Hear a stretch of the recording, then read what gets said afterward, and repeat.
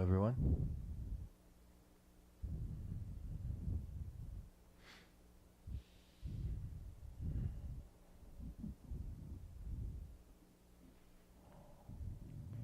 Very, very special prayers to the people in North and South Carolina, because we down here in Florida know what they're in for.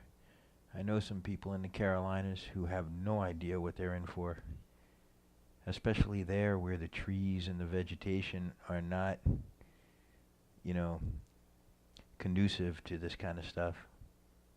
Here our palm trees fold up and go with it. There it's like trees and soft ground and lots of rain, it's going to be really tough on them. So hope everybody is safe if you are watching from Carolina. But time to duck and cover for you folks. But we hope for the best. Hopefully some good news will come.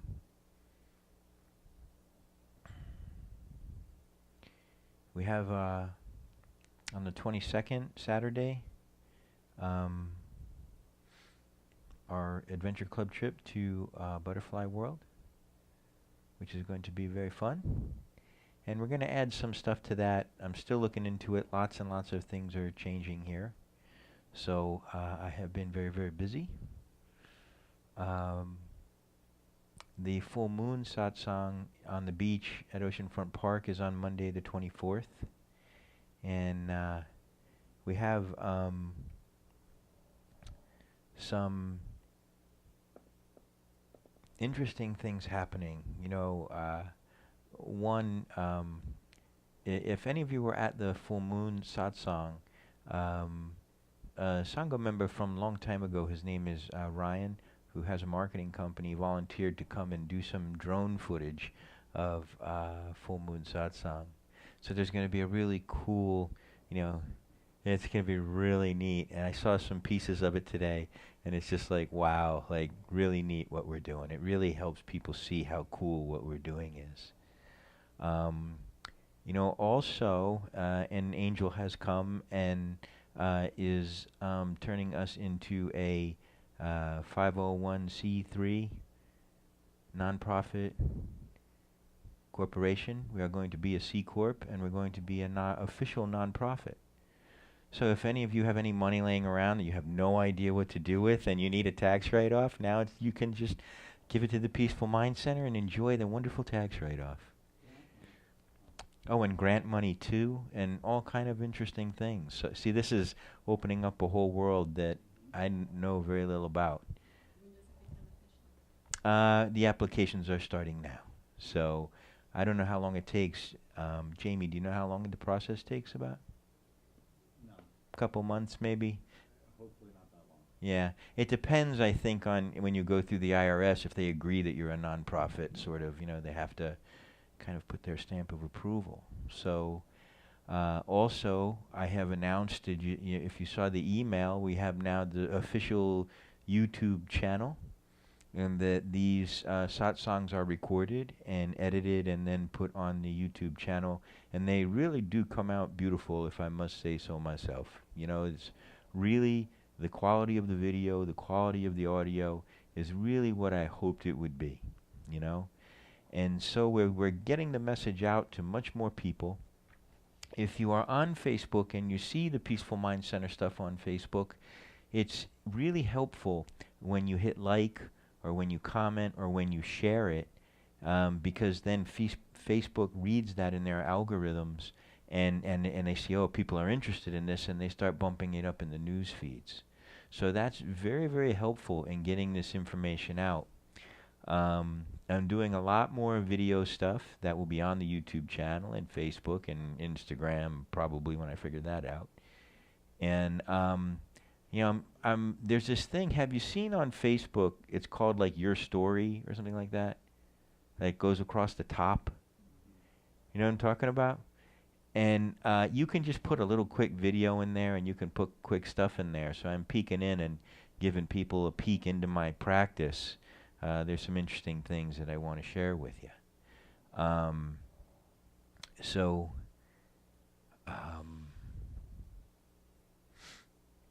this is rather exciting time for Peaceful Mind Center. And we've worked hard for this, and it'll be interesting to see where we go from here, you know? Are there any questions or comments about that? Cool though, right? And next Sunday, the 23rd, Tom Talks. Tom, our resident author, is, and I think that Stacy is coming, and Stacy sings and plays the piano. You want to talk a little bit about it real quick? So I wrote a book, and it's called "Funny Thing Happened on the Way to Enlightenment." Going to be playing. I'm also a musician and a singer, and so I'm going to be playing and singing and signing and reading and basically just having a good time to celebrate the fact that I wrote my story down and maybe motivate some other people to do their own, because I think it's something everyone should do. It's an amazing thing to go back and remember your life from your perspective, and then to go back and find some pictures that actually remind you what really happened. So it's going to be fun, and there's going to be cake. Most important part, there's going to be cake. So it's $10 to go, and everybody gets a book. It's $10 to come in, and everybody gets a book if you want it signed. There'll be cake. There'll be refreshments like some kombuchas, maybe a little prosecco. I'll be singing. I'll be playing, and we'll just, it's going to be kind of a little bit of a party, and you walk out with a book. Very cool. Very cool. So I'm sure that many of you will be there. I will be there. I want to say hi to Teal Pfeiffer. How are you doing, Teal? Teal is I guess one of the owners of Sons and Daughters Winery, where we had our Christmas party. So thank you very much, Teal. We had a great time, and glad you're here with us. You have an awesome place, and I look forward to coming back there soon. Also, something unusual is happening here, where the 26th of September, the 3rd of October, and the 10th of October, Duncan is not available. So we're going to have to do something. I don't know what. I haven't even begun to think about it yet. We can do a movie night, but I don't want to really lose our rhythm, with our satsang. So I have yet to have a solution. But I just want you to know that that's coming at the end of this month. Okay? I'll let you know when I figure it out. I think that's it. Cool? We good? Okay. So, close your eyes. We're going to start with our initial meditation. Do you have a lighter? I don't. You don't? How could you not have a lighter? I did not light the candle. Okay. Everybody light the candle in your mind. You have matches? Would you light the candle for me? Yeah, I have matches. Everyone should always carry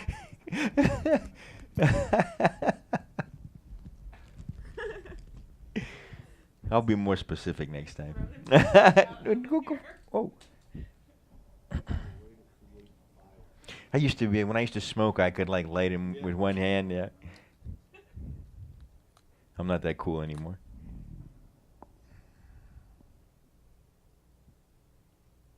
Ah, feels so much better. Okay. Yeah, thank you. Boy, I haven't lit a match in a long time. That sulfur smell bringing, yeah. Weird. Yeah. Yeah. College. Okay. So sit comfortably. Make sure that you're sitting up straight and that you're in a very alert position. As you hear the sound of the bell, let it clear your mind and bring your attention to the present moment. Okay?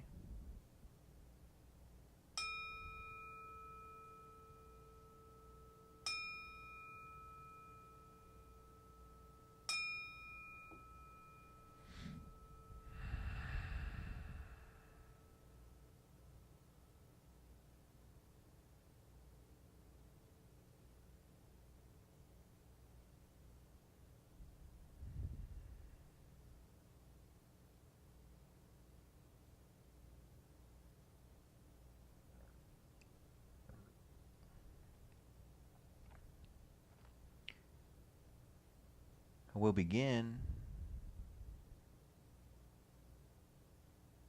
by taking 3 deep, relaxing breaths together. First deep breath in, and exhale.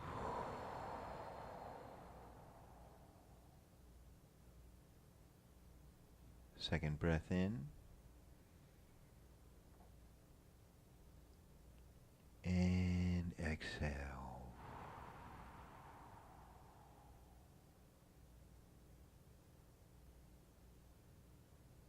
Third deep breath in,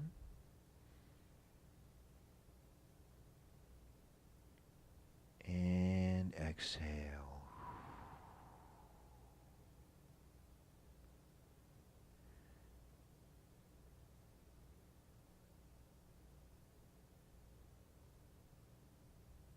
Now continue breathing deeply,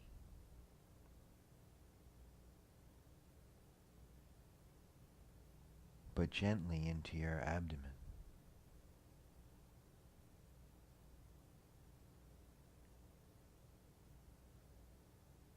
And I encourage you to breathe more and more slowly.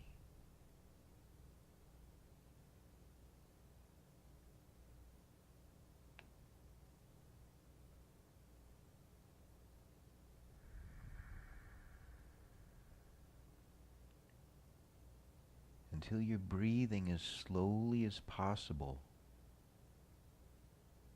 without experiencing any discomfort.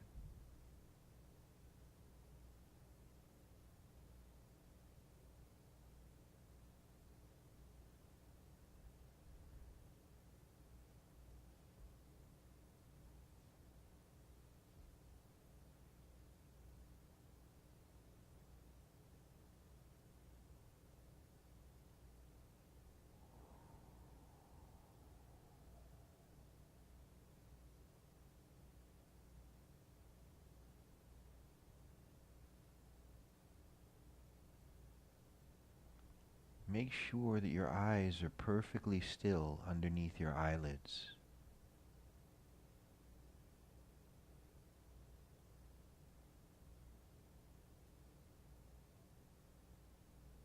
And as you exhale, let the tension out of your body.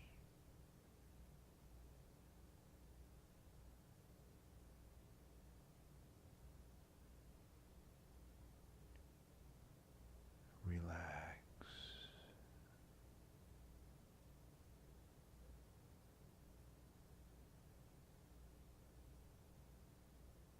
Relax.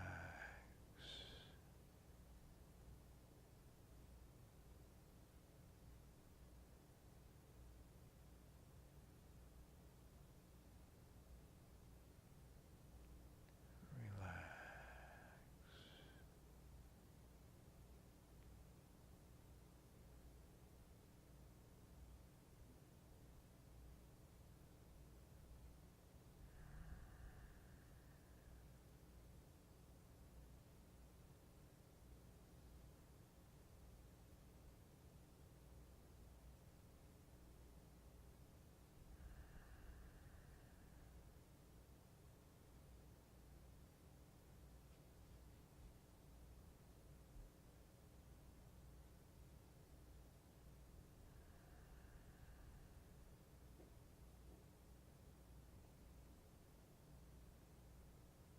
Be fully present to where you are.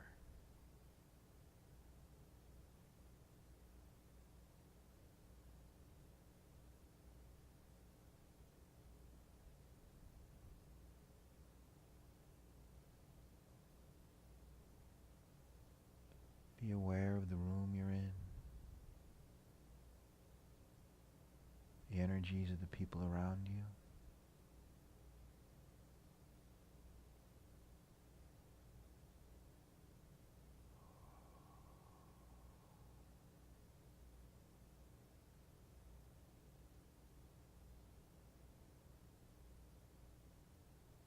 And don't be anywhere else.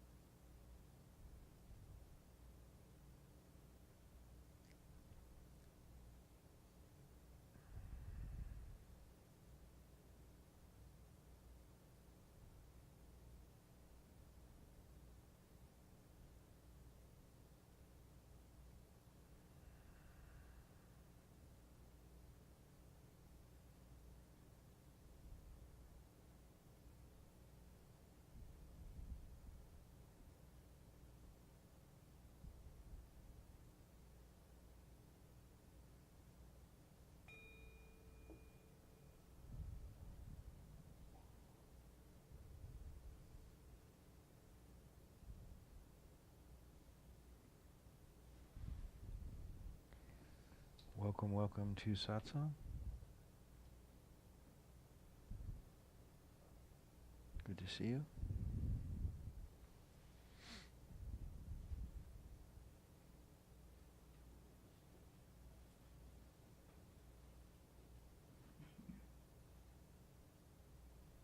How is everyone?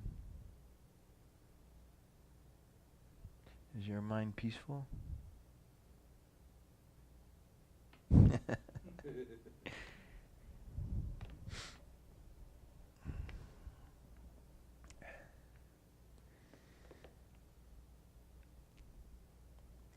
Last week we began to speak about realization. And I'm really glad that we got that on tape. Am I dating myself saying putting it on tape? on Betamax.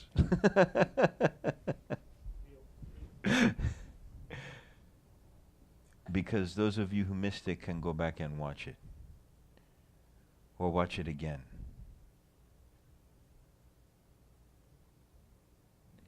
Because if you were not here, what I described last week, was that these, I said that I left Harbor's Edge where I was teaching, which is a wonderful place and very difficult and sad thing to do, to focus all of my attention on this. This is what needs to be done. But as such, the teachings are going to get much more deeper, because we have a group of people again that have been here for a while. And I really want you tuned in. Because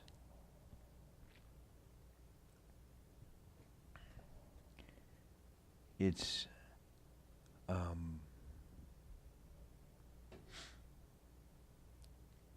when we start to talk about realization, what we're really talking about,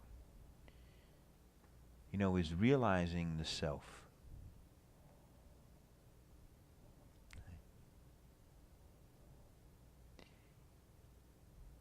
And this is an easy thing to kind of know in your head. And you can parrot things that I say. But when you have this experience of the self, nothing is ever the same. Actually, maybe things are more the same than they ever were.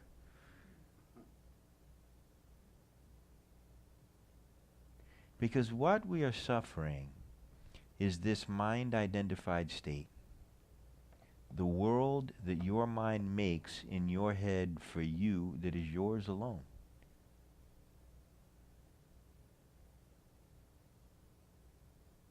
And you'll never arrange it in a way that it feels good for more than a moment. Why? Because it's constantly changing, just like everything else.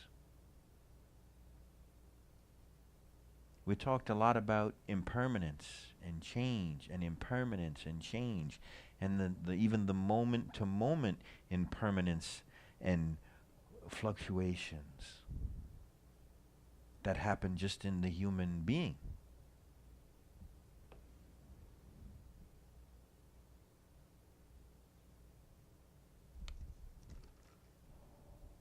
But what does not change? When you find this,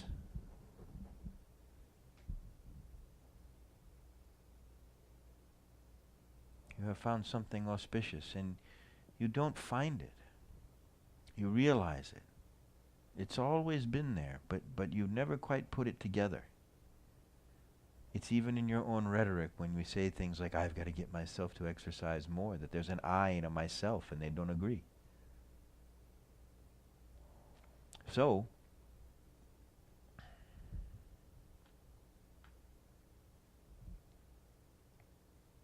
it's extraordinarily important that you take this seriously.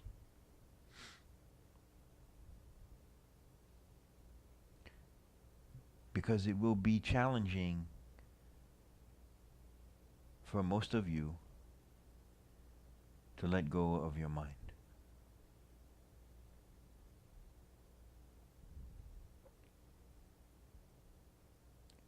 There is a part of you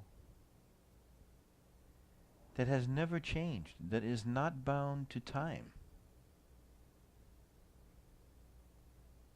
True? If you look back on your own experiencing, right? You can see so plainly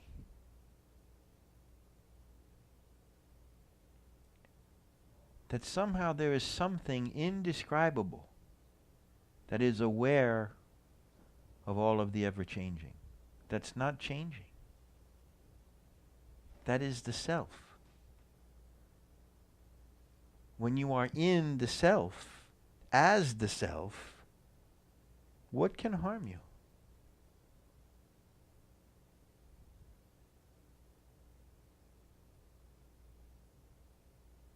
But the mind can come roaring. Life is this and that, and I need this and I need that, and it has to be this way, and if it's not this way, then I'm going to be upset and run. All of that is garbage.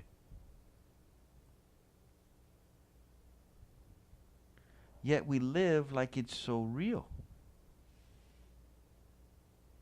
And the mind will come and attack.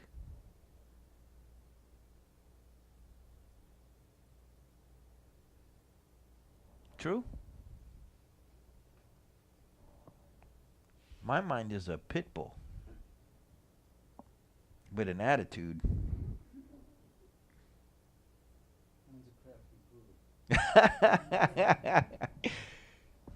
John said mine's a crafty poodle.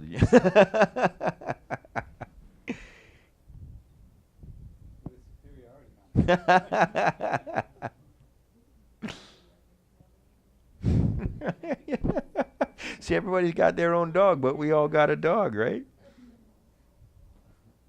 Honey badger. I just want to say hi to Kate and Antoinette, Vicky. Thank you for joining us from Facebook land.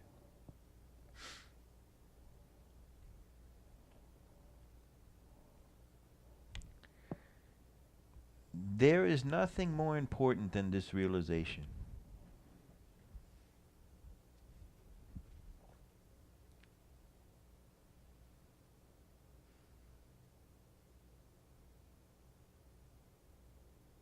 To realize that you are not what goes on in your mind, you are the one that is aware of what goes on in the mind.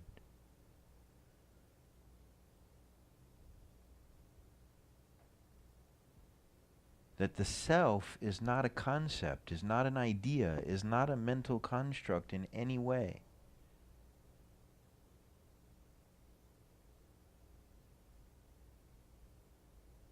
The mind can cause so much problem, so much trouble, right?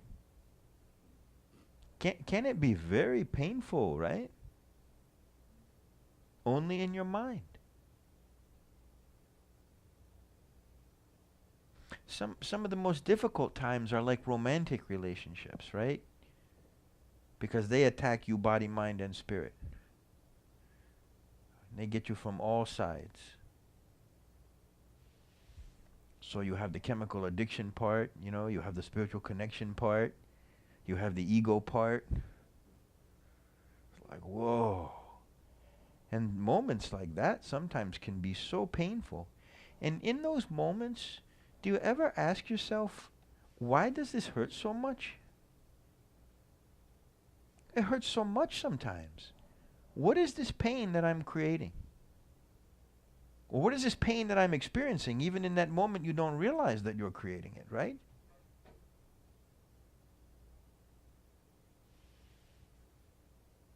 And we can feel tremendous amount of pain. Mind can create tremendous amount of pain for us. But I can promise you that that pain is optional, and you can turn that pain off. Because I've done it.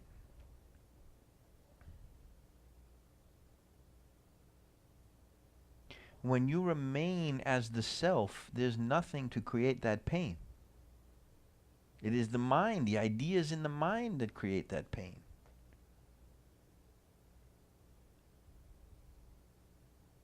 It is the mind that creates that pain. It is the mind that creates that pain. It is the self that is aware of it.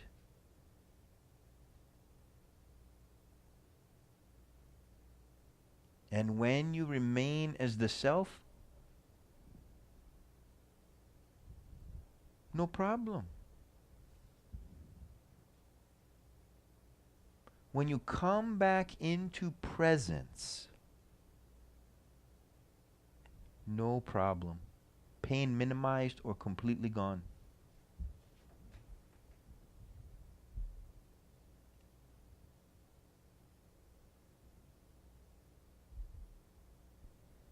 Do you believe me? Is your mind saying, no way that's possible?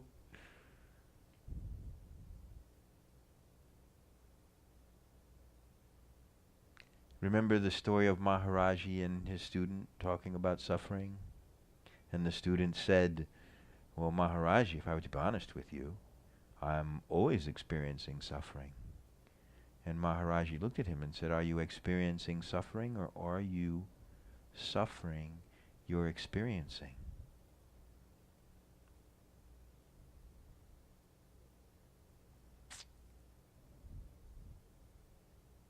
When I heard that the first time, all kinds of bells and whistles went off in my head.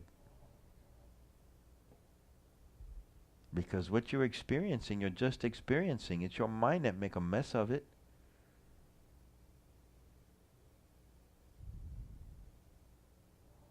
A proper mess, too.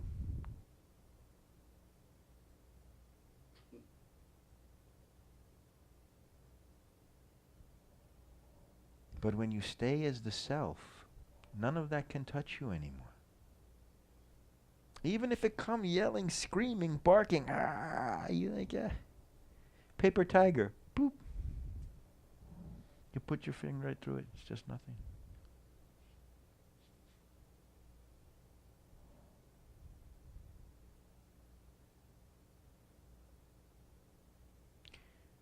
When you sit as the self and not the egoic mind, there is great presence, which is what we're going to talk about tonight. When people say, be present in the moment, what does that actually mean? What does that feel like? Why is it important? Let's talk about that. Can I get you to wanna? Okay. Thanks. And while we are handing things out, those of you on Facebook, this teaching, thank you for all your kind comments. Vicky, I agree. Attachment definitely creates pain, for sure. And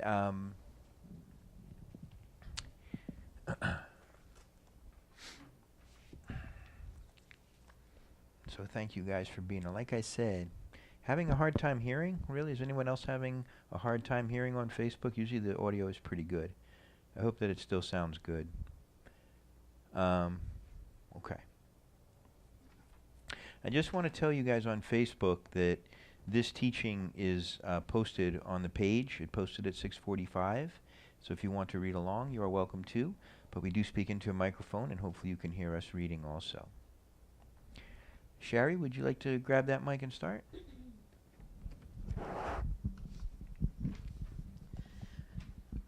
What is it to be present?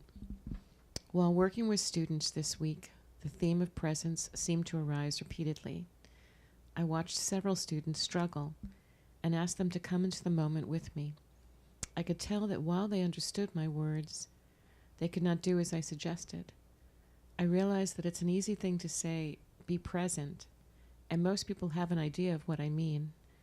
However, actually being present seemed nearly impossible. So I work with a student, right? And the student is suffering or struggling a little bit, right? And I say, come with me to the present moment and just sit here in the present moment. How do I know they're not there? Their eyes are darting around.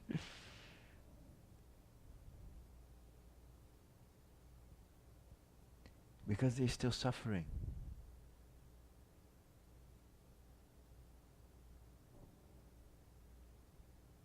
Because they are still suffering. You ever notice at sometimes some of the most difficult times in your life,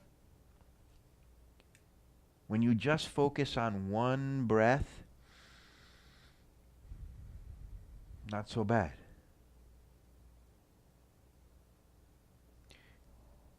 When you come into presence, you're staying away from the stuff that the mind is creating.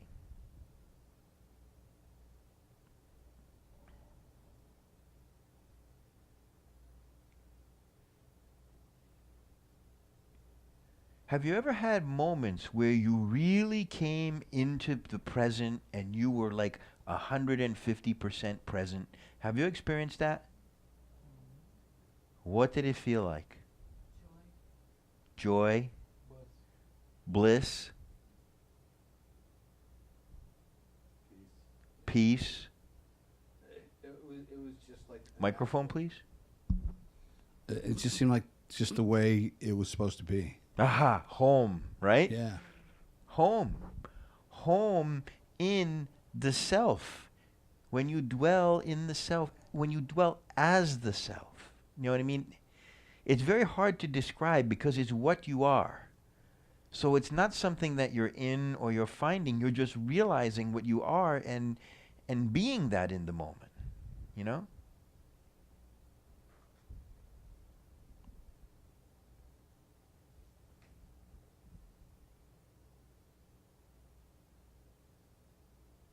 See, this is the state that, very fortunately, some of you have bumped into. But this is the state that we want to exist in, of course. Peace, joy, bliss, home. Of course. But it begins with the realization of the self.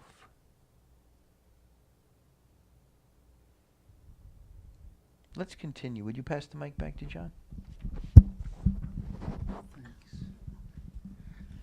Okay. First, let me describe being present as clearly as I can, which is difficult. Being present is being fully in the moment you are in and being nowhere else. It is extraordinarily peaceful. Presence feels light and unencumbered. There are no problems when we are present. A true nature of loving kindness, compassion, and patience shines through easily.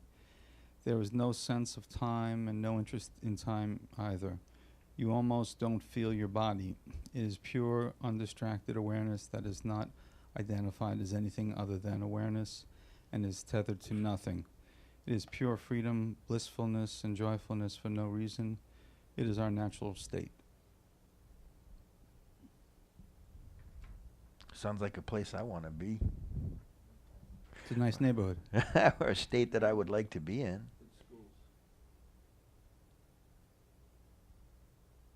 It is undistracted awareness that is not identified as anything other than awareness and is tethered to nothing. Undistracted awareness. Undistracted awareness in the moment. Pure presence.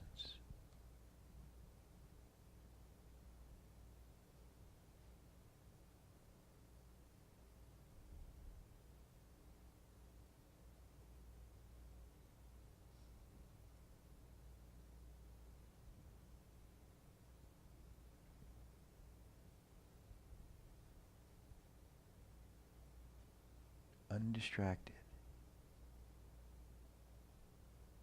Undistracted by thoughts.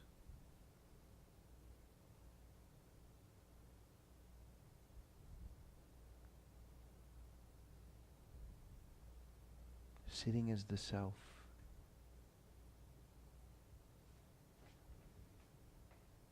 What could trouble you?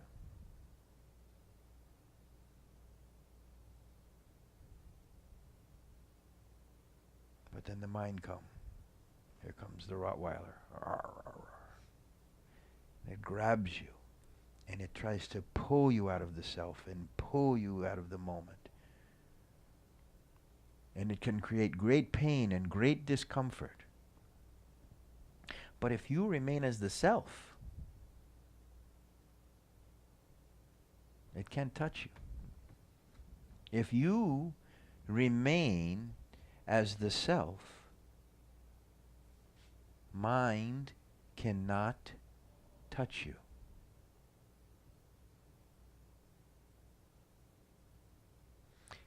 A hurricane over the ocean, huge 100-foot waves, 120-mile-an-hour winds, lightning, thunder, boom. You go 50 feet down or 100 feet down, and the ocean is calm. On the surface, craziness. But in the self, calm.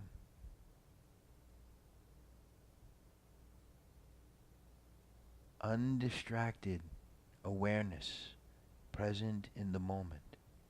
Nothing can touch you.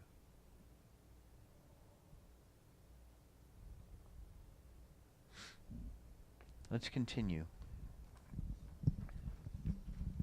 Sounds wonderful, doesn't it? It is. However, most people rarely, if ever, get to experience it. The reason is that nearly all humans remain in a mind-identified state their entire lives.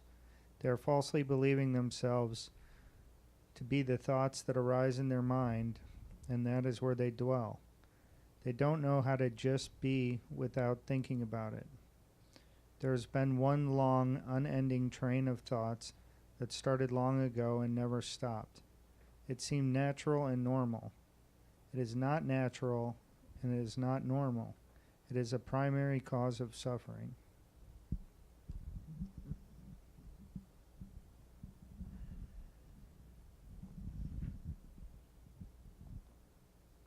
They don't know how to just be without thinking about it.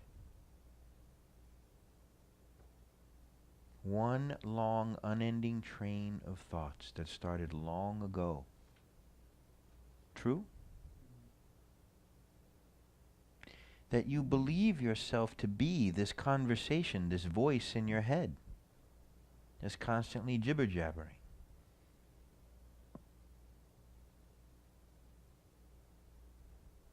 Is this true? If you to have an inquiry and you to sit, you know, when you're out of satsang and you're sitting in your meditation or having contemplative meditation, you're laying on the couch or laying in bed, and I want you to contemplate. This stuff that's going on in my mind, is it important? Is this thought in my head, is this voice in my head me?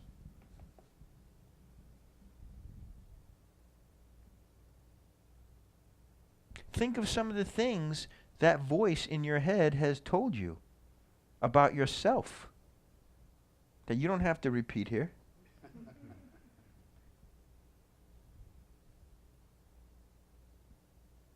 Think of how many times you've laid there and had arguments with your own mind and lost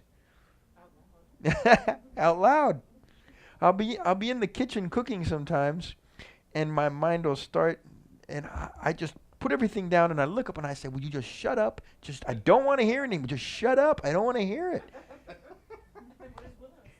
Yeah, Willow fortunately doesn't have a mind like mine. He has no idea what I'm talking about. He's like, "Yeah, dude, there's no problems here. Just as long as I make it in the box, my life is gold."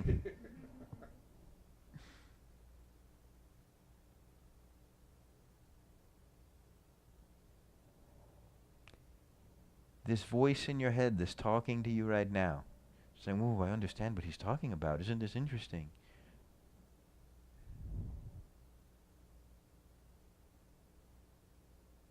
What if that voice was not you?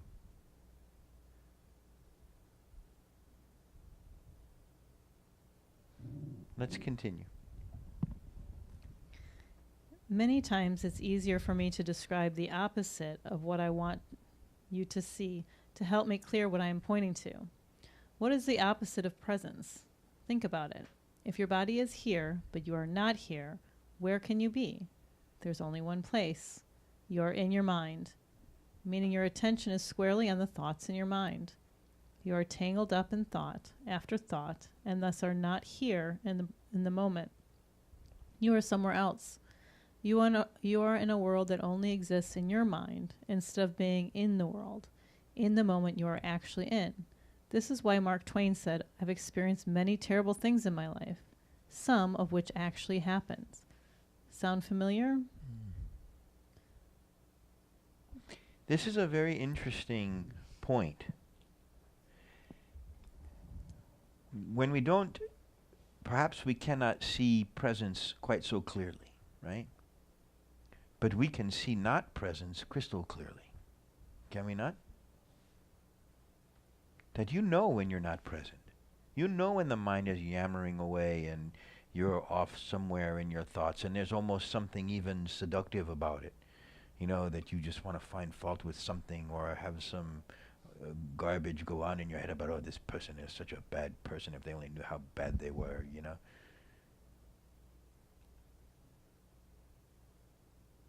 And the mind can go on and on and on and on endlessly, endlessly, without ever losing energy. Oh, this person is such a, oh, how could they do this to me? Don't they know who I am? And I'm a good person, and I do good things for people, and I deserve good things, and how come it never happens for me, and blah, blah, blah, blah, blah, blah, blah. It never ends. It's not going to end until you realize the self. Then that yammering just becomes like a TV in the background, unimportant. Even when it comes, you don't have interest in it. And when you don't have interest in it, it begins to lose interest in you.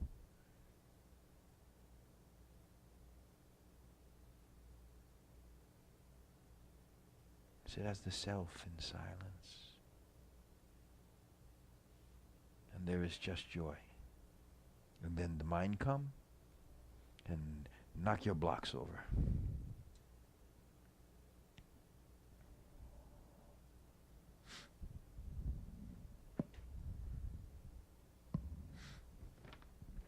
Tom?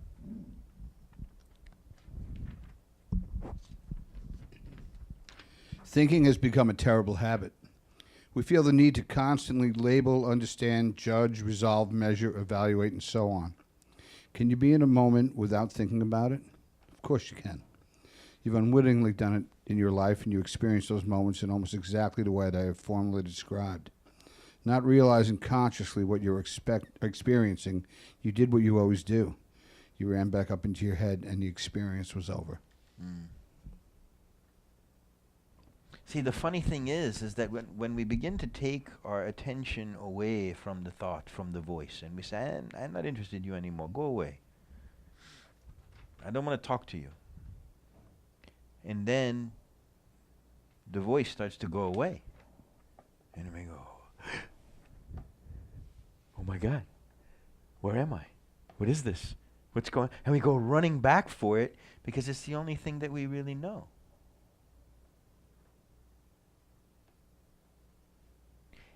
If it gets too quiet in your mind, you panic. Right or wrong? There's no static. Yeah.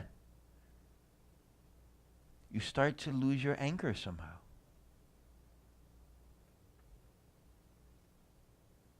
And you go look for thoughts, and you'll always find them because they're always there. You don't have to look far.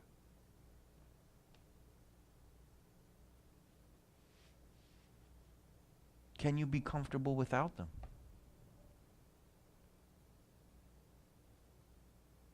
Can you be in the karmic unfolding of life and just be a cork in the river?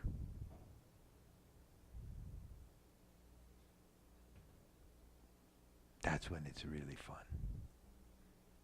Because life always seems to be taking you where you desire to go anyway, just not the way you think you get there. And if you stop and look at what's being offered in every moment, there's many auspicious, wonderful things. Many. And if you stay focused on the opportunities that are being presented in the experiences that you have instead of resisting them, you have great fun. You have great dance with life.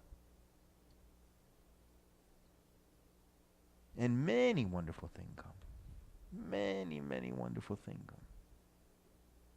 But when your mind wants it your way, it's going to be this way, and this is what I say. I don't think karma cares what you think.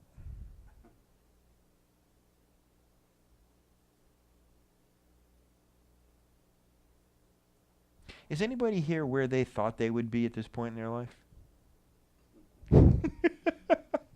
Is anybody even close?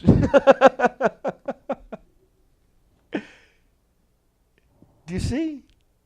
Life goes where it goes. And you don't even really get a vote most of the time. Which is fine. I mean, you can point yourself in a direction and give yourself a push, but whatever come. Because karmically, everything is related to everything. So all of this unfolding is not just about you.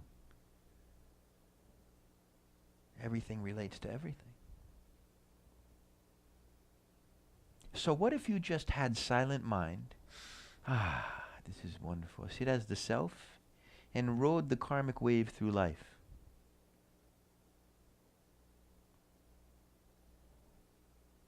How many times have you got cracked in the face with a metaphorical 2x4 and it's been the best thing for you?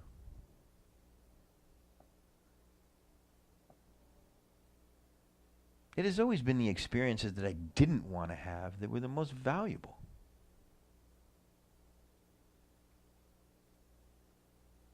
Because they forced me to open up and see things in a new way, in a more clear way, in a way that I hadn't seen them before.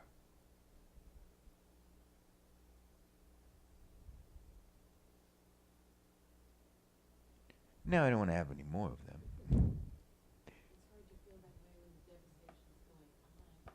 Looking back, it's easier to feel that way. But here's the point. Going forward with somewhat you call devastation,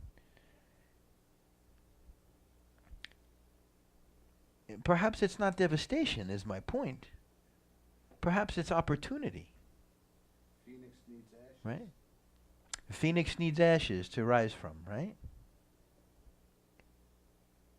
You know what? You see, that's exactly my point.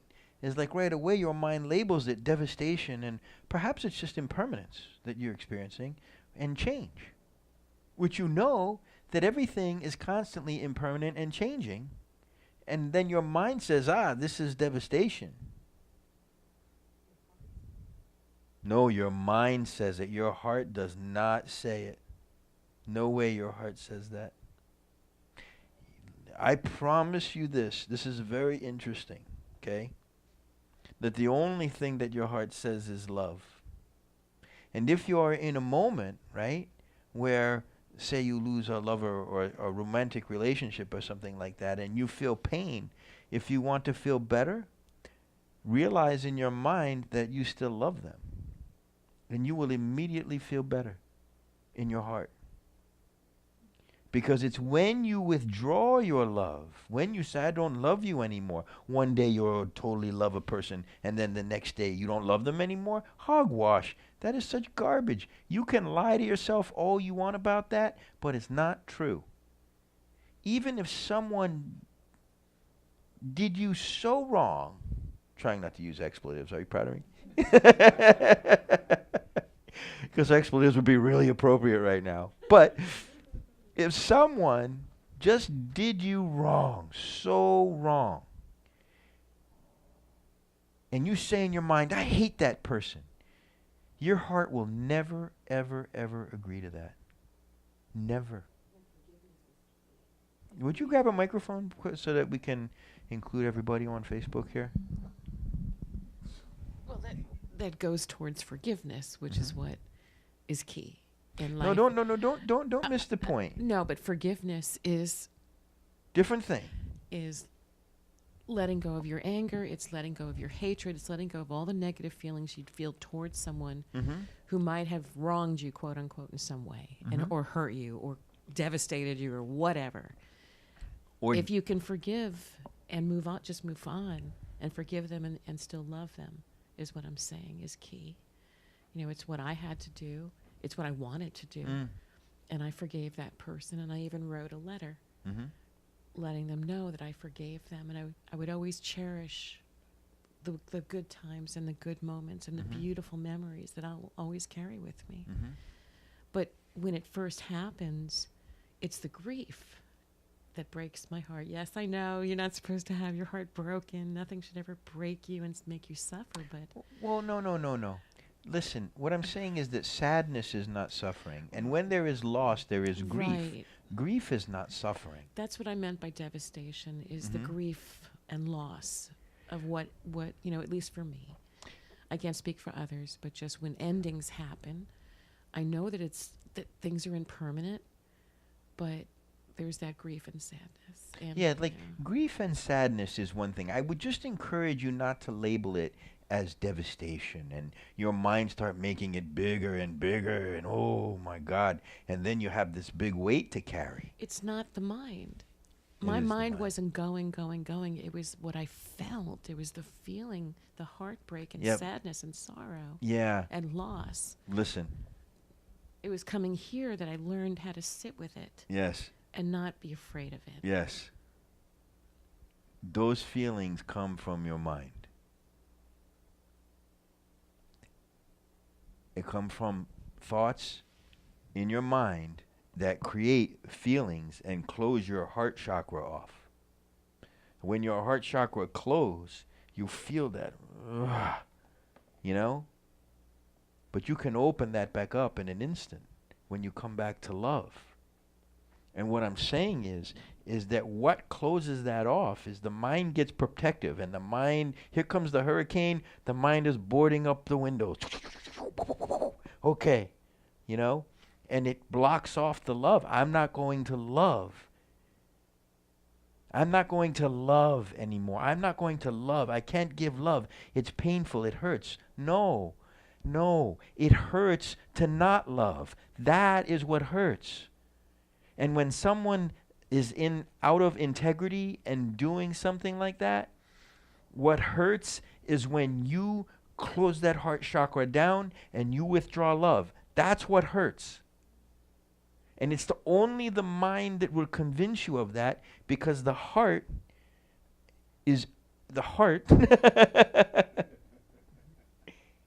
only loves.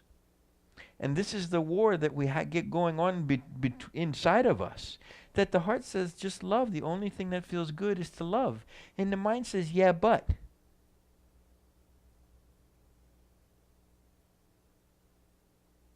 Has love ever felt bad? It's it's been expensive.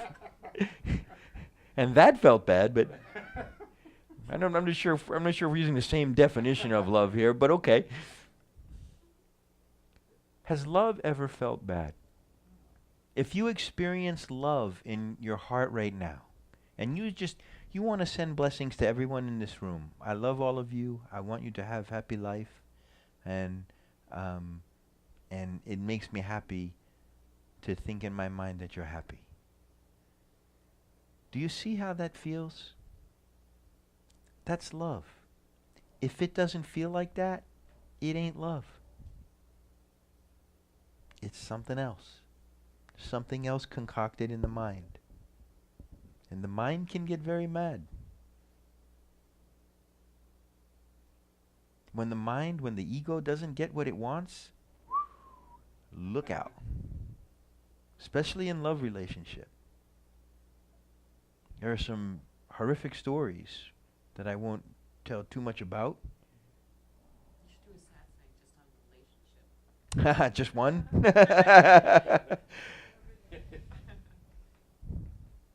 You know, Steve McNair, remember him? I mean, it's incredible. But you have to realize that there is the discomfort of loss and grief, absolutely, sadness. But that real suffering, pain, come from the ego. Rejection, very big, right? And, you know, I mean, if you think about it, like if, you know, if a pet dies, it's sad, but it's not like that. You know what I mean? Like when a pet dies, it's like pure grief. You know what I mean? Because it's so innocent and there's no hooks in it, and you can see like your sadness and grief so clearly. It doesn't feel like when a lover go and sleep with someone else, and all of a sudden your whole ego jumps on you, and what happens in that moment is that your ego uses that as evidence for your own negative core belief system about yourself, right? So what happens is that, you know, someone is out of integrity, right? And you have a negative core belief system that says, I'm not beautiful, I'm not wonderful, nobody wants me, whatever. And you may or may not be aware that it's there. And then the ego come and say, see, I told you you're no good. Look at what this person is doing. If you were better, they wouldn't be doing it. And you go, oh, it's true. It's true. I'm no good. Nobody wants me. And that's what you suffer. Tom, use the mic, please. So then your heart or love would never have any reason to forgive anybody. Not really, no. Why? I mean, just love. Nearly even no reason to forgive, really. I mean, my entire life has been one of repentance and forgiveness, and especially asking for forgiveness, right? Being a good Catholic boy. But even in other spiritual practices where everyone's, well, you know, you need to forgive and all that stuff. So actually that's just another ego trick of justifying. You know, there are many, many practices that are meant to just placate the mind, you know? So forgiveness, placate the mind. The heart just loves. If you sit at the cell as the self and just love, you never have a problem. It's when your mind says, I don't want it this way. That's when there's a problem. You know? I mean, what about if someone does something that you know, you say, hey, you know, thanks for showing me, you know, what direction your train is going in. You know, thanks for showing me that this is not the connection that I thought it was. You know? But that's not what hurts. You know what I mean? What hurts is, oh, I want this and I want that and I wanted it this way. And really, most times, it's not the person that you miss. It's your story about what could have been with that person that you missed, that wasn't. You know? You miss your idea of that person. We make people into, oh, we meet someone new and we're like, oh, we start giving them, you know, lots and lots of attributes that they don't deserve. Really funny what the mind does. Falling in love is really kind of funny. And then we suffer that. You know? But again, if you come, sit as the self, you find that it all just starts falling apart. You know, you have an angry thought in your mind, right? You feel it in your body, don't you? You feel the after effects of it. And when you then feel discomfort in the body, you notice that might start affecting some negative thoughts, and you get in this loop that doesn't stop. Painful thought, painful feeling, painful feeling, painful thought. And you can really run yourself right into the ground until you come back to the self. Until you go, whoa, whoa, whoa, whoa. I'm not interested in any of this. And I don't need to make this real for me.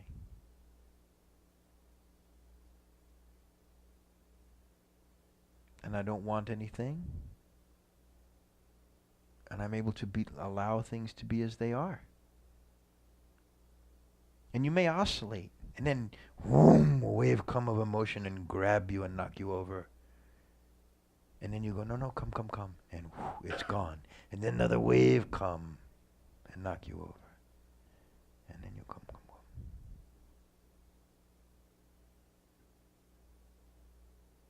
pain is only inside you. So where is it coming from? You. Regardless of what anybody did, your reaction is what you suffer. They just showed you who they are. And your mind said, no, I don't want you to be that. Let's continue. Who's up? Can you see? You guys need a little more light? Sorry about that. Yeah, look at that. There's words on those pages. So you. Anybody got a little SPF? Yeah. Whoa. Where are we here? Are we at thinking? We also? We also make the mistake of trying to think our way out of thinking. We are so used to thinking about everything that we do it automatically. In times of suffering, we think about what we need to do to feel better. We contemplate why we feel this way. We want to understand what's wrong. Ironically, it is the thoughts that are causing the discomfort. We stay trapped in this loop, believing we are helping ourselves while we are actually making it worse. We continually run to our mind for the solution when our mind is the source of the problem.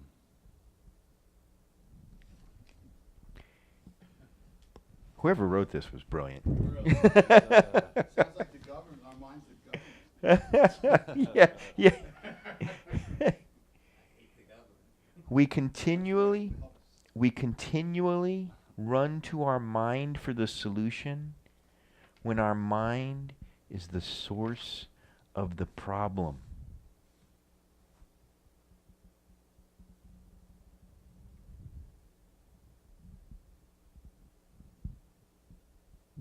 I run away from my mind, not towards it.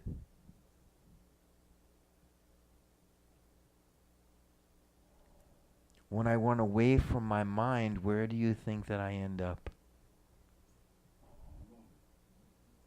So what were you saying? Present. As the self.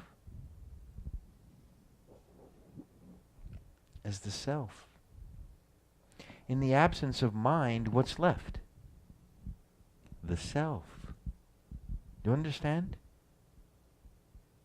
Do you understand? Sharon? That was a reluctant nod. She's like, if I don't nod yes, he's going to ask me another question. So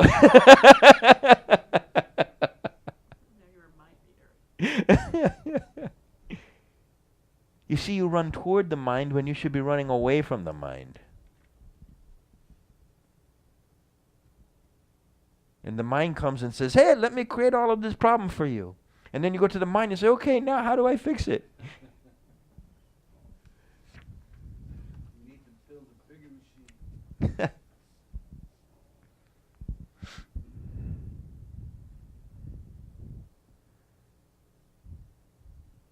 Vicki Grant says that is brilliant.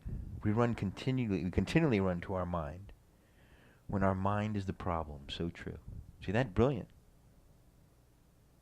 Someone recognizes my brilliance. You can't say it on the internet if it's not true. That's right. Abraham Lincoln wrote that. But doesn't that only apply when you obsess? You know, when someone's obsessive and they're always thinking. But if something happens in your life out of the blue, there's a problem that comes up or something messed up happens, why is it wrong to think about the problem, figure out a solution, and work towards the solution? I don't think that's what this is talking about. Well, first of all, we don't like to talk in terms of right and wrong. Okay? We're talking about cause and effect. And we're talking about the major cause of suffering. You use your mind as a tool. So, it's not that thoughts are bad, you know what I mean, and we should abandon all thoughts. It's that this identification of thoughts is the problem, you see? And when the mind is if it were just as simple as saying, okay, there's a problem, the light went out. I need to get a light bulb and put a light bulb in, and now the light is fixed. There's no problem there. That's not a problem. The problem is, you know, this person did this and this person did that, and now your mind is creating creating lots of suffering for you. And it could be obsessive thinking is only one form of it. You know what I mean? But yes, obsessive thinking or however the mind is creating the suffering, and then you go, like you think and your head hurts and you're like, you know, how do I, you know, it's in that moment, like when you realize the self in that moment, all of that goes away without you ever figuring anything out. When you just come to the present moment, sit as the self, it all disappears. How can you be certain of that? How can you be certain that if I sit as the self, empty mind, that it all goes away? You stop suffering. Why? There's no thoughts. That's the source of the suffering is gone. Yeah. Everybody needs to get their own individual microphone now, you know. Yeah, we got wireless. All right. So, when we're in this state of equanimity, you know, not paying attention to our thoughts, it always seems that every thought that invades that we're not trying to give our attention to is a negative thought.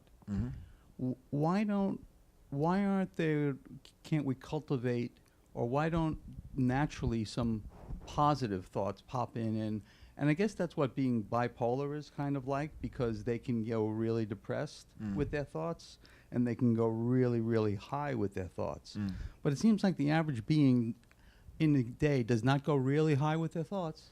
They're trying to ignore thoughts that are the other way. Yeah. So the neutral seems always to be invaded by the negative rather than by the positive. Oh, it's a great day today. We're going to do. It's always. Let's not try to acknowledge that it's a crap day. That's always the person in the meeting, and they go, "Oh boy, here comes But Mr. Sunshine," right? Is that a chemical? You know how we studied that most of our tendencies are. It's a habit, and for some reason we do have a propensity toward negativity. Okay. Why is not really the appropriate question. If you have a propensity toward negativity, you just need to be aware of it and not participate in it. It's how can we engage with the positive thoughts, though? You see, here's the problem with that. You're in duality when you do that. You know, the mind, the self, is not in duality. The self is in boundless equanimity. But is it always equal in danger of going lower? No, let me finish. It will make sense. The self is always in boundless equanimity. There's no judgment of this is good or this is bad, right? So even when you're talking about positive and negative thoughts, you can't have positive thoughts without negative thoughts. You can't have one side of a coin, you see? So you're stuck in that duality. You know, but in equanimity, where things just are, where you just are, where a thought just is, Can you feel how harmless that is? Yes, but When a thought is neither negative or positive, it's just a thought. And now you're in this place where I can say, is this a useful thought or is it not a useful thought? Am I interested in this thought? Do I need this thought? But without any judgment of the thought.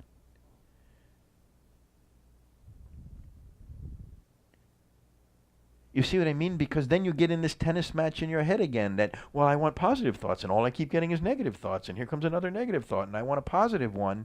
What if, as you sit as the self, you just watch, and you have no judgment. You're just watching, like the butterflies fly in front of you, and you just watch, and you just watch.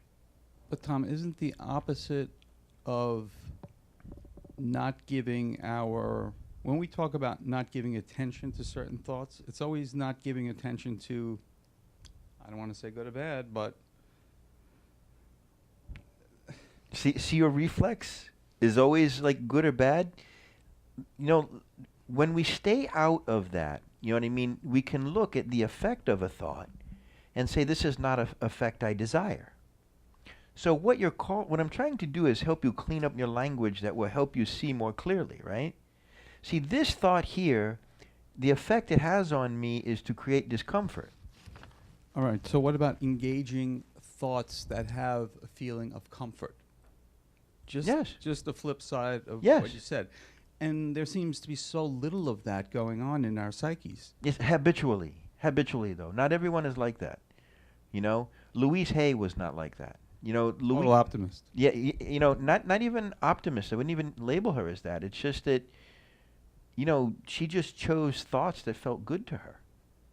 You know, I remember I met Louise. I have a picture of her at home. I don't know if you ever saw it. Huh? Old already, right? Yeah, well, she's passed away, Louise Hay. And, you know, but it says, you know, great luck to the Peaceful Minds Center from Louise Hay. Yeah, cool, right? And, you know, Louise Hay used to say, I don't solve problems. They solve themselves, you know? And she used to be so careful about her words, you know? You notice how I nitpick your words all the time and nitpick my own words all the time. And, you know, I heard a story of her one time. Someone was saying, you know, something along the lines of, "Oh, we'll kill two birds with one stone." And she looked at him. She said, "Why would you want to kill a bird with a stone?" You know, and it was like every word that she said, she was very meticulous about. You know, Tom, microphone. And you're talking about somebody who actually had control, had control of their attention. But aren't we kind of hardwired when we're in our, in neutral, when we haven't done any of this rewiring? We're looking for trouble. That's what our limbic system does. We're always looking for whether we should be fighting or running or hiding. I mean, that's our natural. Like, if you don't do the work, you're not going to ever get out of that. You have to actually take control of your attention to be able to rewire that. You're always going to be looking for the problem. Yes, I understand what you're saying. Let me see if I can say it a little bit more clearly. Like you said at the end right there, you're always going to be looking for the problem. I think that's very interesting. You know, that we have this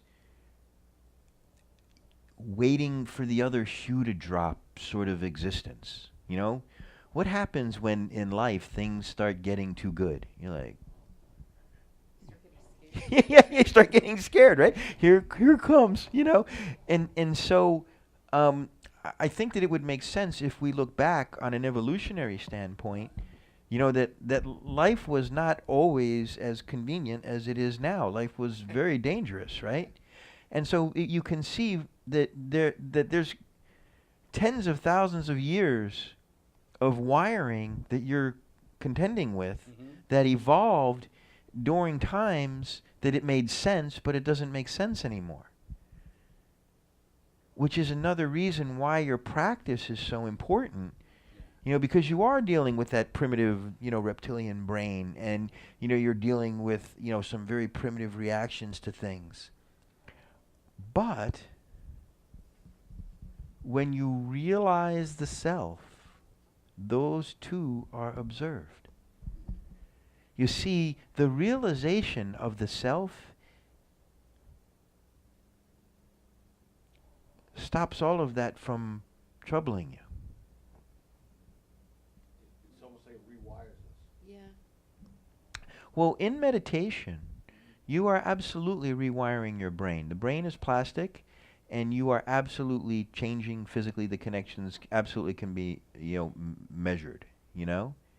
And so, yes, the brain that I am existing with right now is not the brain I was existing with in my 20s. And what's so interesting about that is that things that I really suffered tremendously in my 20s, that were very real to me in my 20s, I could not possibly suffer now, because my mind is not wired that way.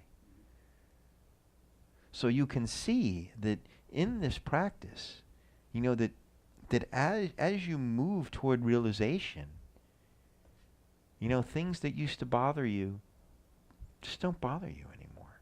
And that's like one of the number one things that I hear back from students that have been around for some time. They just say, I don't know what happened, but things that used to bother me just don't bother me anymore. There you go. Please.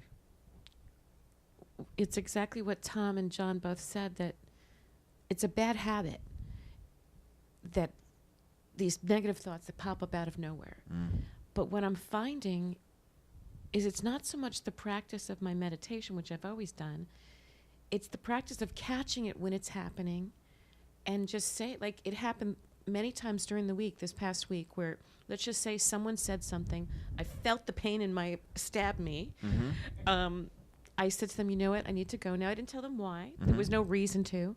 I just said, I need to go, I'm tired, and hung up because I didn't want to say anything out of that feeling I was feeling.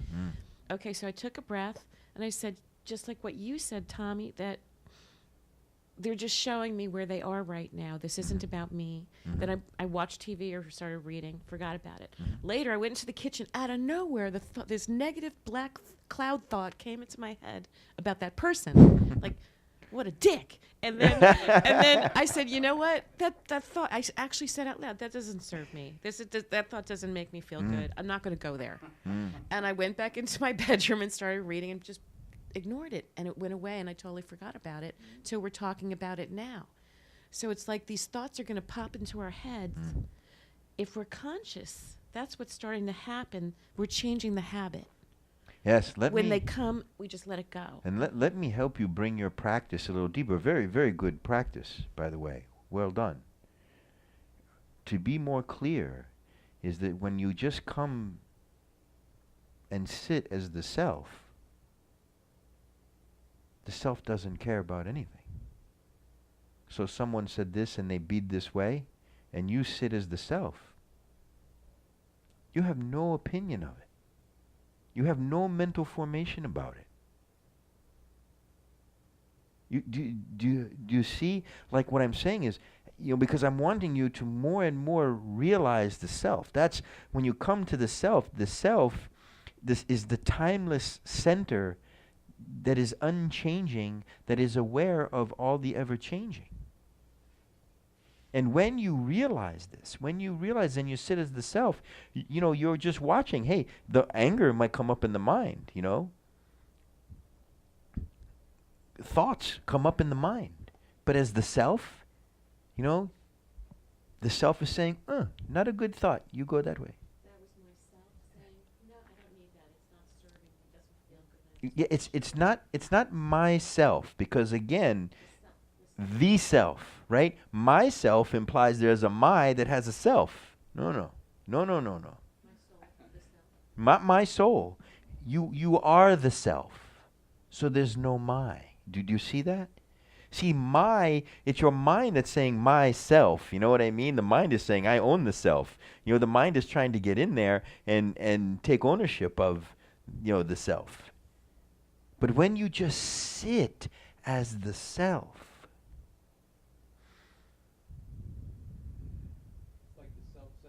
microphone, please. Microphone. Here. The self said at that moment, I have no interest in that garbage. And then it wasn't a problem for you. And the self didn't even say that.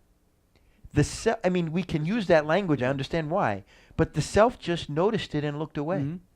I have no interest in it. Yeah.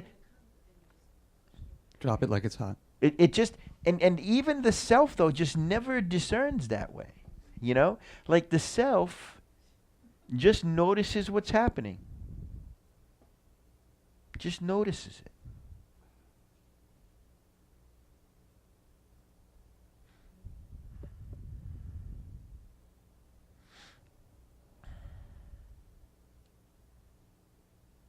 So the realization of the self, when you, as you realize the self, when you sit as the self, nothing can touch you. It's like the self, it's the part of us that can't be bothered. It's not part of you, it is you. It is you. And at the core, you can't be bothered.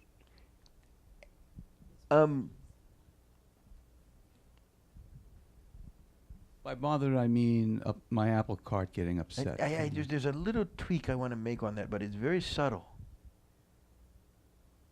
There's nothing there to be bothered. In your head, there is an ego to be bothered. As the self, There's in no boundless perception. equanimity, there's nothing to muddy up. No feathers to be ruffled. Right. Right. Exactly. If there's no feathers to be ruffled, then how can the feathers be ruffled when there are no feathers? You see? You see the difference? It's like if you say that there, my feathers can't be ruffled. You know what I mean? Then no. There are no feathers. There is no chance of ruffling. You see?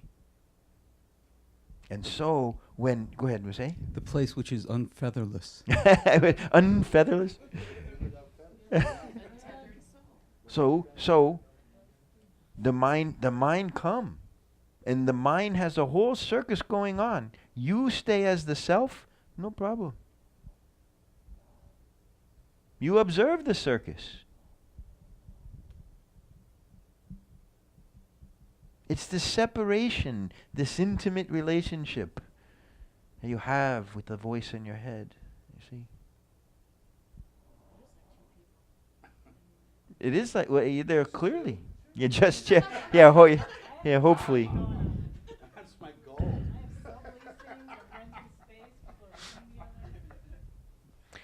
Antoinette asks, is the self your soul? And Antoinette, there are sort of many words for it. Soul, Atman, higher self, true self. It's that part of us that really can't be described in words.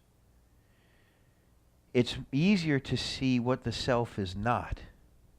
It's not the thoughts. It's not the ego. It's not the body. It's not anything that's changing. And so the soul can be kind of confusing because some feel like, oh, the soul evolves or something like that. The self does not evolve. The self is just the pure awareness. Doesn't need to evolve into what? Pure awareness? Doesn't make any sense. I hope that's helpful. Let's continue. Who's up? Rosanna, would you like to read, or are you? Okay. Sherry?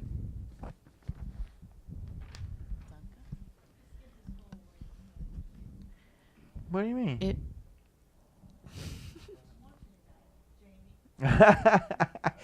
He read. He read. Tom read. Wait, is that yourself saying that? Yeah. She's suffering over there. That's not the self for sure. If you could learn to ignore your thoughts, what could ever trouble you? We don't suffer what's happening in life. We suffer our thoughts about what's happening in life. And these thoughts are basically arbitrary and constantly changing. The same thoughts we suffer one day, we have peace with another. It's our state of mind that changes and makes our experiencing either desirable or undesirable. What would happen if you ignored your mind? It's been said that the masters have simply ignored their minds out of existence. Very interesting paragraph. What if you could learn to ignore your thoughts? What could ever trouble you? We don't suffer what's happening in life. We suffer our thoughts about what's happening in life. The karma is unfolding. What's happening is happening. And we suffer our thoughts about what's happening. And these thoughts are arbitrary and constantly changing.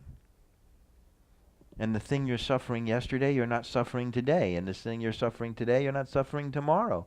How crazy is that? You wake up in the morning.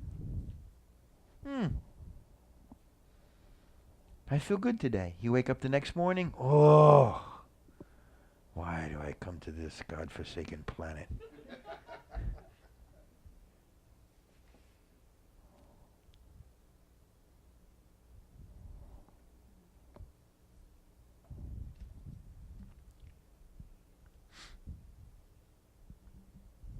Go ahead, John. Presence is sort of the absence of mind, absence of the thoughts and the world in your mind. Do you understand why I would say this? If the mind is gone, there is nowhere else for you to be. Conversely, when you are not present in the moment, there is only one other place for you to be, in your mind. In other words, there are two places you can be. You are either in the present moment or up in your head.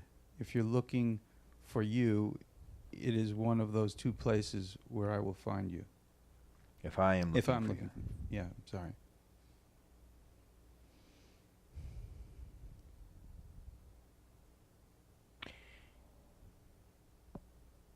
If you were empty of all thought, would you still be here? Mm-hmm. Something would be left, right? What would be left is the self.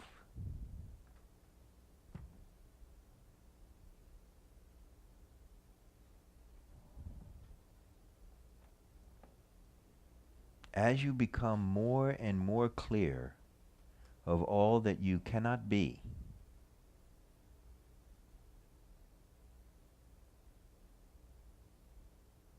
what's left is you. You know very, very plainly that when you are in this battle with your own mind,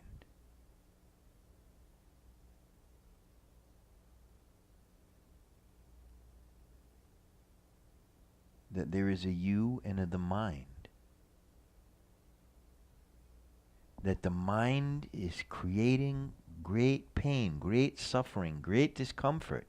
And you're like, mind, don't do this, don't do this. Why this? Why do I feel this way? Did you see that it is the mind that creates the suffering?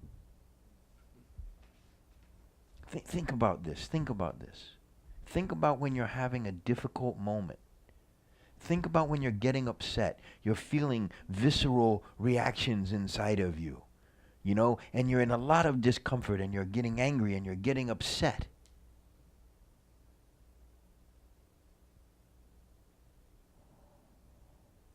Doesn't the self observe that too?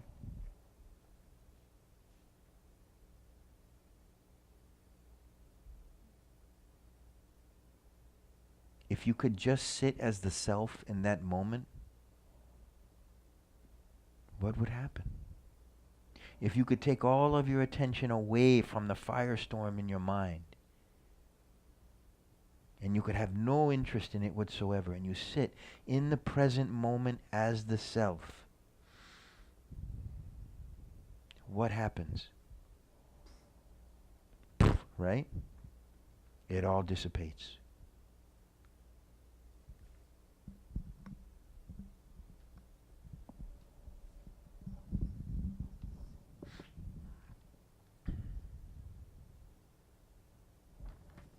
Hey, Lana Camp. How are you? One of my favorite people in the world. Lana Camp popped in. Makes us all feel special. Hey, well, you don't know Lana. If you knew Lana like I knew Lana, you would get it, okay?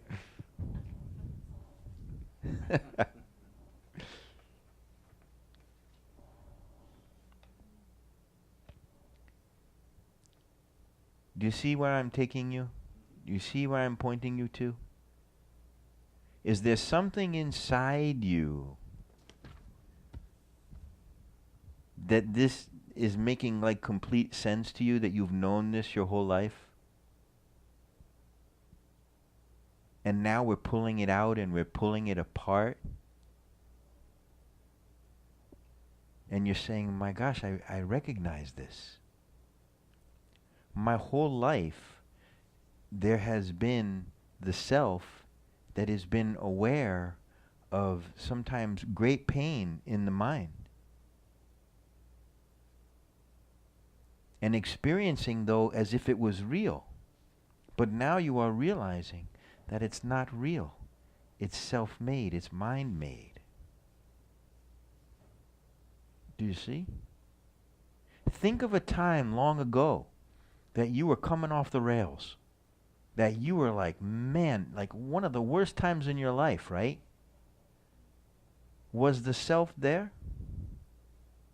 And what was the self doing? Right? Watching, observing. That's all the self does. The self has no opinion of anything. Think about, go back, take a moment, go back to a different, now don't bring up yourself to an uncomfortable place. Remember what the experience was like. Remember and notice that the self was there watching. True? No, just take, sort of, but just take one instance. Just take one moment that was a very painful moment for you, and don't relive it, please, okay? But remember back and remember, was the self there? I can remember it so clearly.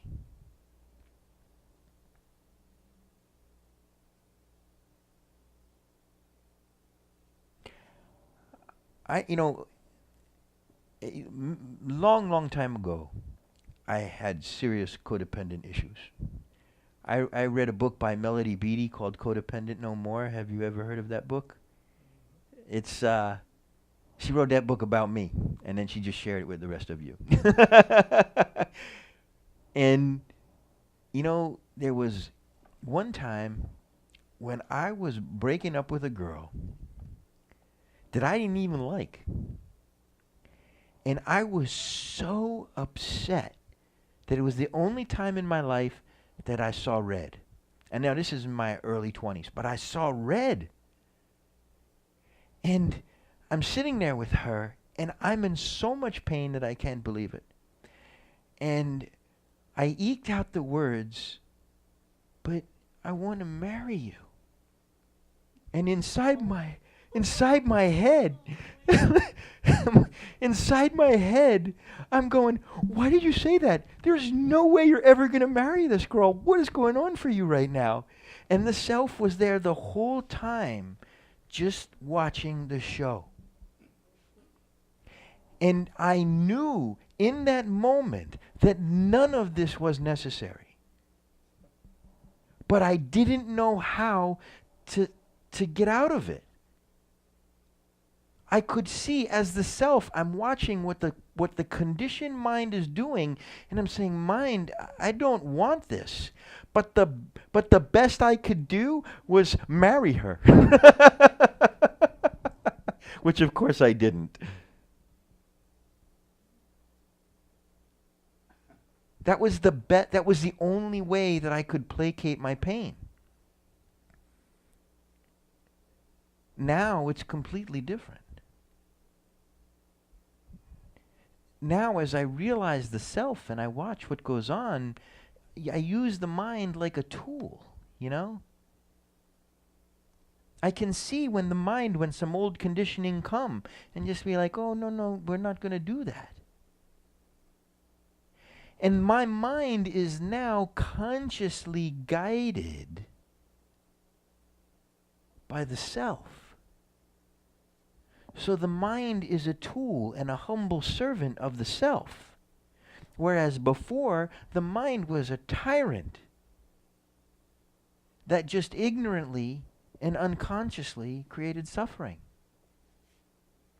The mind is a very creative thing. It is the most complex object in the known universe, is sitting on your shoulders, and you have no idea how to use it. So what happens is, it's just manifesting in all directions. It manifests some really good things, but it also manifests some terrible things. Why? Because it's just manifesting, but no one is guiding the manifesting. The consciousness has not yet been realized to guide the manifestation. Now, how do I know that? Because you've experienced terrible things in your life. You've experienced terrible states of mind. You've manifested things that you don't want to experience, true? So I know you didn't do that consciously. You would have never done that consciously, ever. So clearly it happened unconsciously. And you just didn't know how to do any better because you didn't understand what the heck was going on, just like I didn't. And that's why you're here in Satsang, to understand how to work with your humanity. It's really fun when you work with it. But if you don't practice and you don't gain some wisdom and some clear insight, it will run you over like a bus. Yeah, like ritualistic habits, good practice, you know? Tom, Mike, please.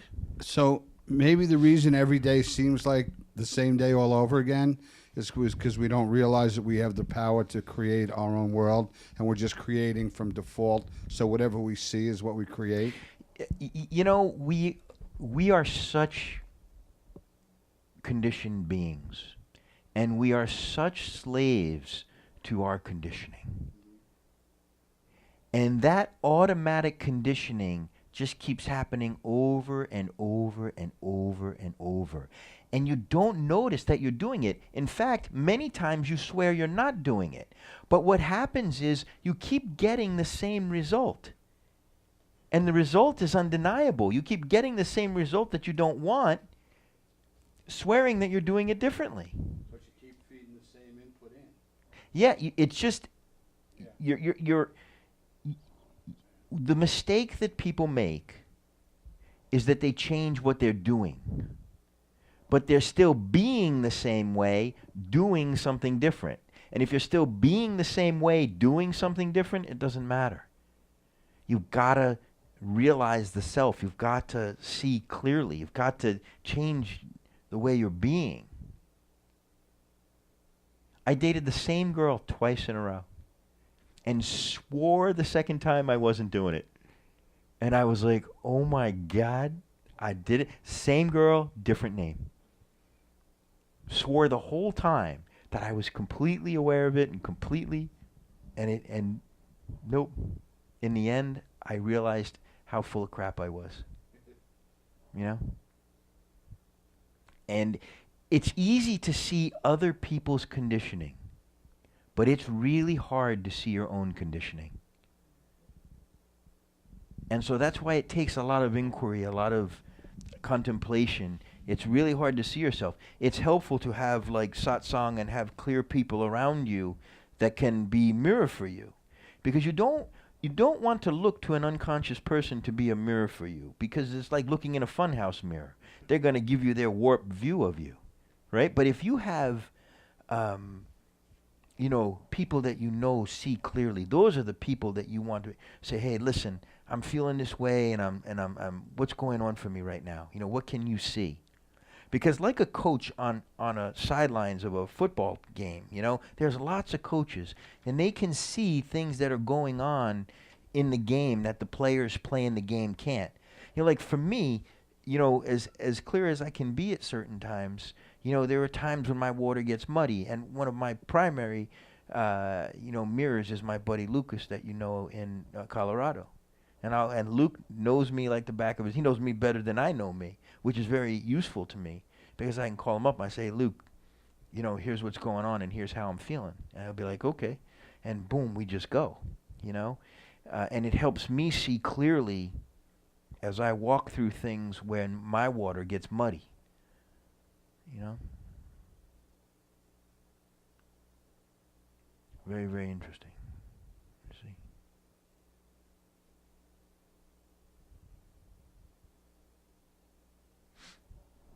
Let's continue. We'll get to our meditation soon as we're...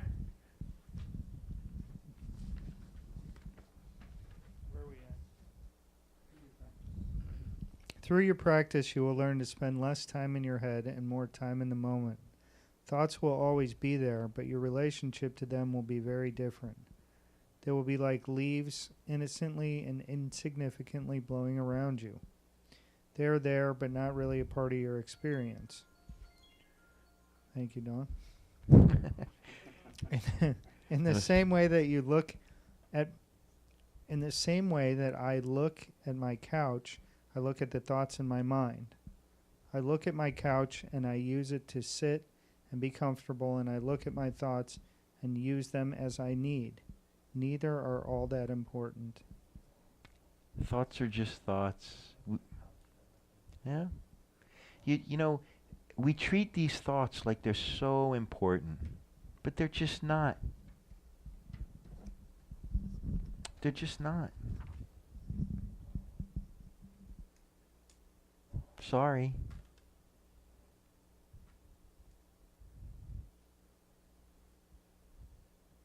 What's the saying that we have at the Peaceful Mind Center? You figured it out once you figured out. There's nothing to figure out. It's only to remain as the self. When you remain as the self, there is no suffering. When you begin to drift back into egoic identification with mind, all kind of problem come. You see?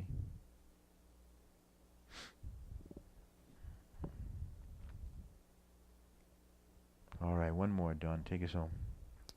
Presence is one of the sweet fruits of practice. Practice helps you stop yourself from the habit of constantly retreating into your mind. You must realize that you don't always have to be in your mind, thinking. It is not necessary. It is a bad habit. On the other hand, if you were not in your mind and you were in the only place you could be, the present, what do you think your life would be like? Way more fun. In parentheses. You know, when you remain as the self, present in the moment, you feel such peace.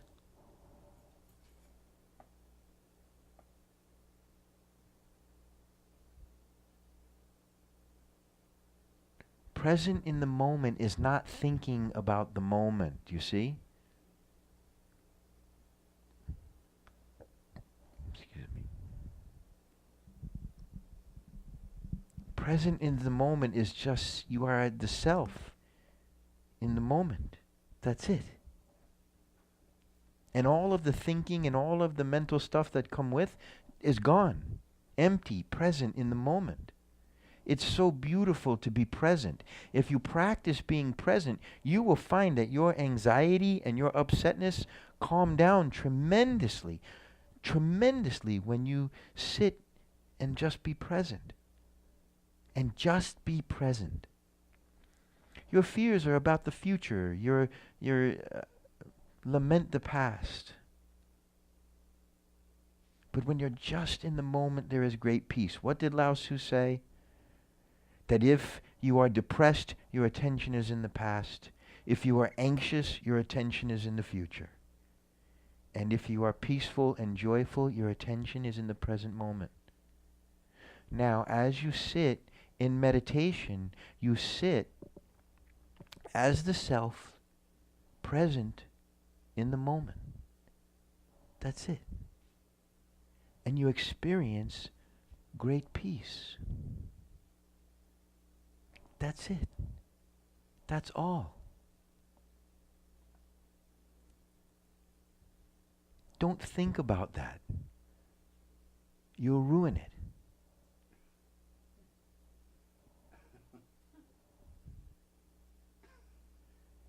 Shall we meditate? All right. So if anybody would like to come up and take a cushion, feel free. I will lower the lights down.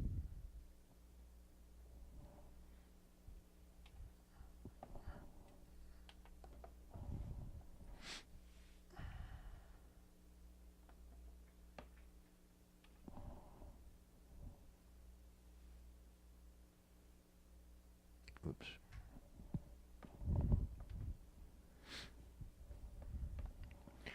Okay.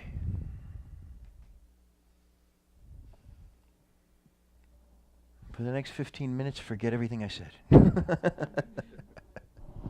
Okay. Sit comfortably.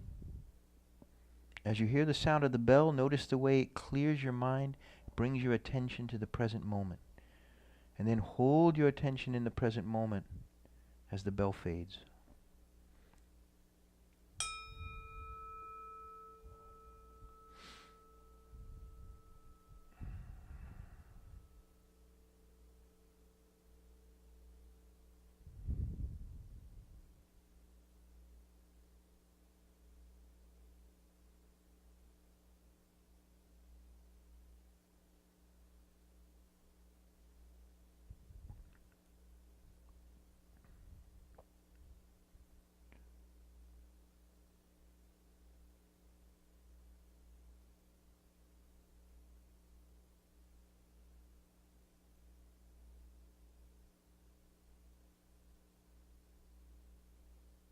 Take a moment to relax yourself in your own way.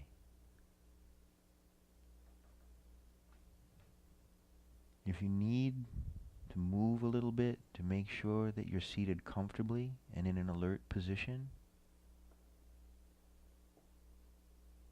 do so.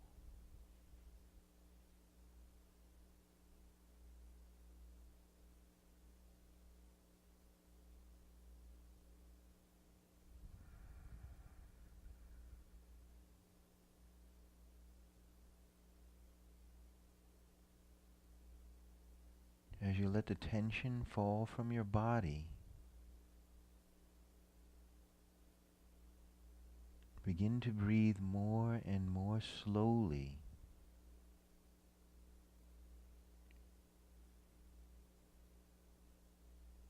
Until you're breathing as slowly as possible without it becoming uncomfortable.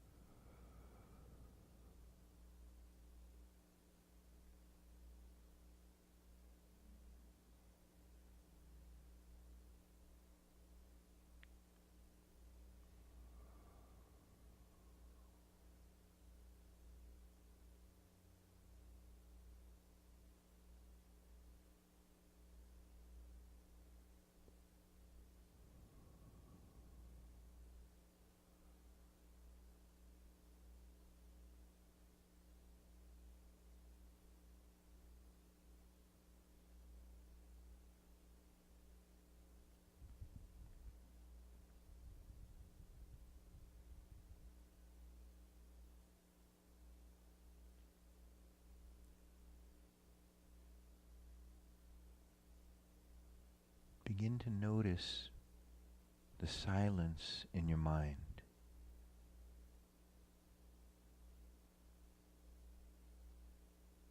It may seem like there are many, many thoughts and very little silence. But if you look, you begin to realize that there is this vast, vast space of silence.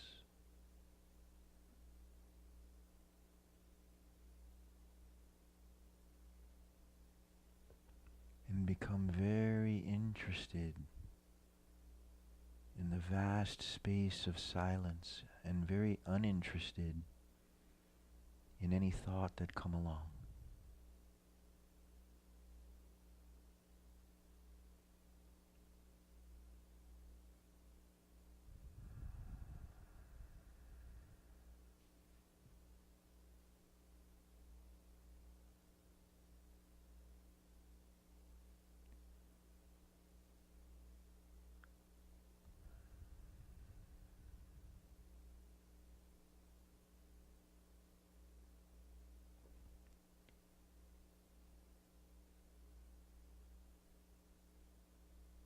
As you're dwelling more and more in the silence, your mind is being emptied of thoughts. Let the thoughts go. Don't have any interest in them. Let your mind be drained of all thoughts, to be only left with the pure, beautiful silence.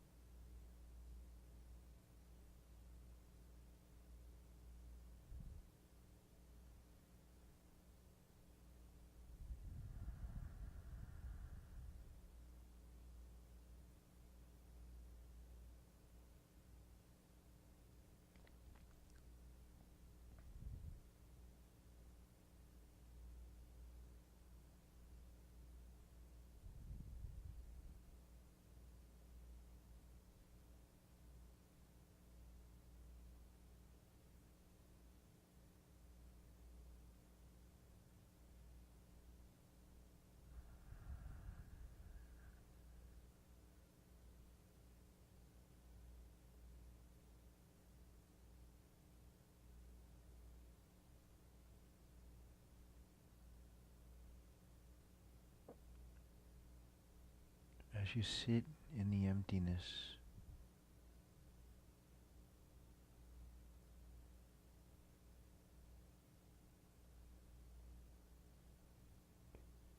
realize the self.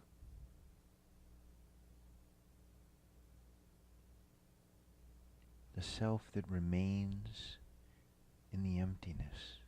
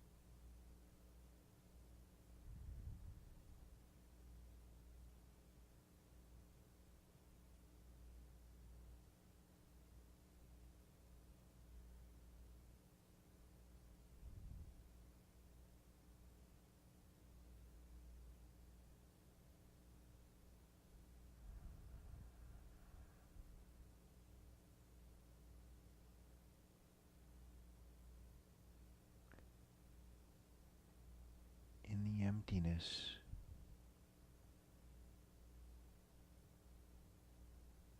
the only thing that remains is the self.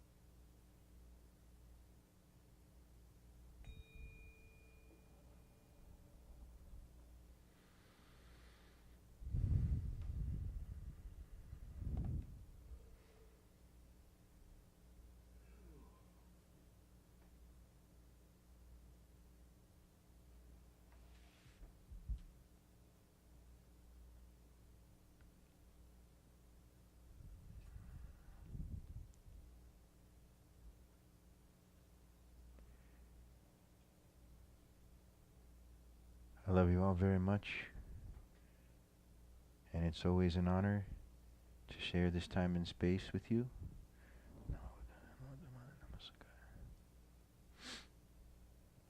Free hugs at the end of class. And I look forward to seeing you next week. Facebook, love you all too. Thank you so much for being here. See you next week.